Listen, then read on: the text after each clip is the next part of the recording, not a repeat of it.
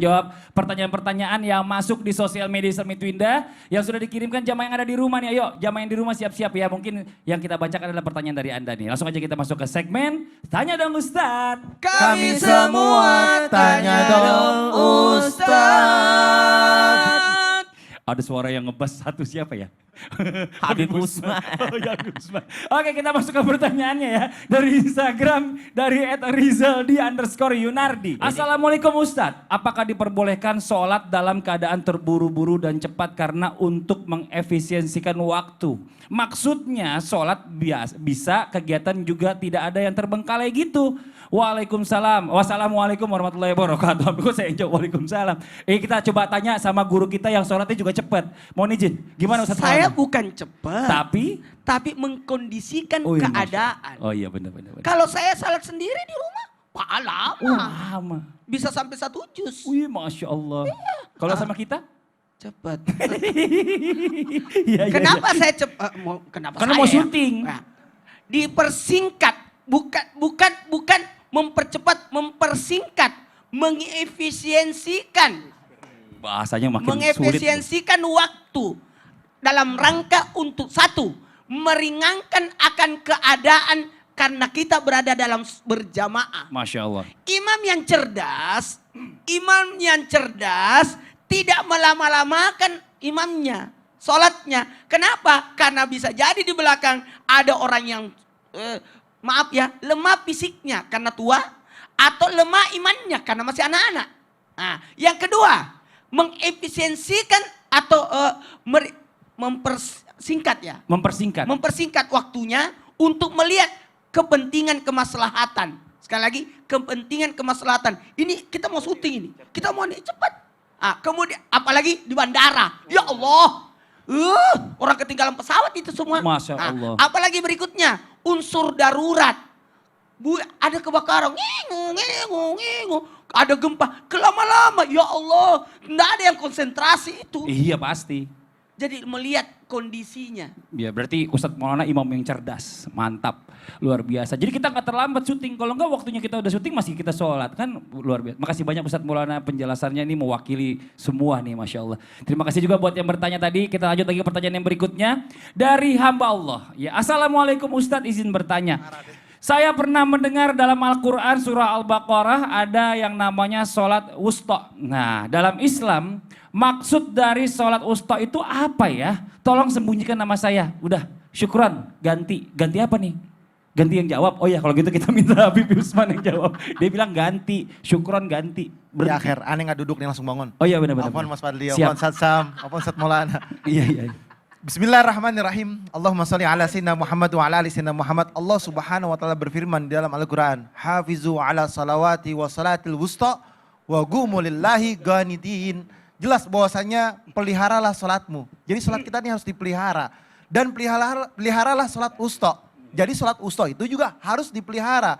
Salat 5 waktu dan jangan sampai tinggal salat wustanya. Berdirilah menghadap kepada Allah Subhanahu wa taala dengan khusyuk, yakni berharap kepada Allah, ya Allah aku hidup untuk beribadah kepadamu dan matikanlah aku dalam keadaan iman, Islam dan takwa ya Allah. Nah Allah Subhanahu wa ta'ala memerintahkan untuk apa? Menjaga sholat wusta. Sholat wusta sholat apaan sih sholat wusta? Sholat wusta itu adalah sholat asar. Yang dimana pendapat yang paling kuat mengatakan wusta itu adalah asar. Jadi sholat asar itu adalah sholat wusta. Jadi kalau ditanya sholat wusta kapan? Sholat asar. Bukan begitu Ustaz Syam? Bukan begitu Mas Fadli? Siap insya Allah. Ninggalin sholat gak? Enggak lah jangan auzubillah min zalik. Rajin sholatnya? Alhamdulillah. Cepet sebentar. Hanya Allah yang tahu. Cepet sebentar. Tergantung kalau kata Ustadz Maulana, kalau jamaah saya cepat, kalau tergantung sendiri, efisiensi waktu. Iya. Intinya adalah sholat harus mengikuti aturannya Allah Subhanahu wa taala. Dari Abu Musa radhiyallahu an berkata bahwasanya Rasulullah sallallahu alaihi wasallam bersabda bahwasanya man shalal bardain dakhala jannah. Siapa orang yang bisa menjaga 2 sholatnya. Jadi mengerjakan sholat bardain ini sholat subuh dan sholat asar. Maka dakhalal jannah, masuk ke dalam surganya Allah Subhanahu wa taala. Kenapa? Karena ternyata subuh itu adalah waktu yang berat. Subuh adalah waktu yang berat. Orang asik baru begadang, ketiduran, nonton bola dan lain sebagainya, akhirnya gak sholat subuh. Atau yang tidur jam 1 malam, jam 12 malam, atau jam 2 malam, akhirnya subuhnya kesiangan. Atau yang tidak terbiasa sholat, bangunnya jam 6, jam 7. Sholat subuh itu sulit. Karena apa? Karena mereka tidak mau berusaha untuk menjadikan dirinya dekat dengan Allah Subhanahu wa taala. Salat subuh itu gampang. Kenapa? Terbiasa salat. Salat subuh itu mudah. Karena apa? Dia sudah menikmati salat tersebut. Karena salat itu awalnya paksaan, lama-lama bisa dan terbiasa. Jadi kalau misalkan dikatakan kenapa salat wusta? Salat wusta ini adalah kita harus paham. Subuh itu malaikat mencatat, ya kan?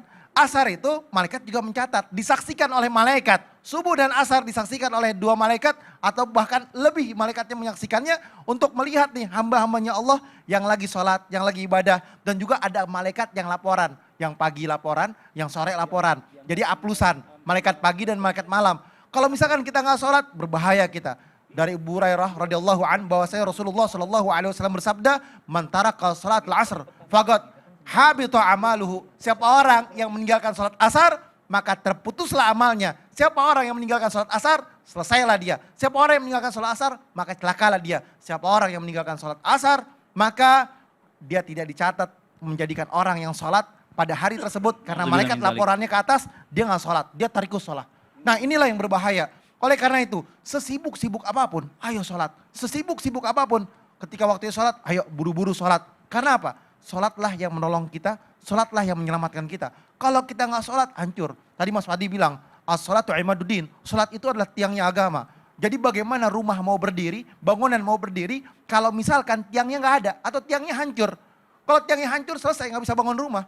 Tiangnya hancur, nggak bisa bangun building, nggak bisa bangun gedung. Kalau tiangnya hancur, nggak akan bisa berjalan dengan satu kebaikan.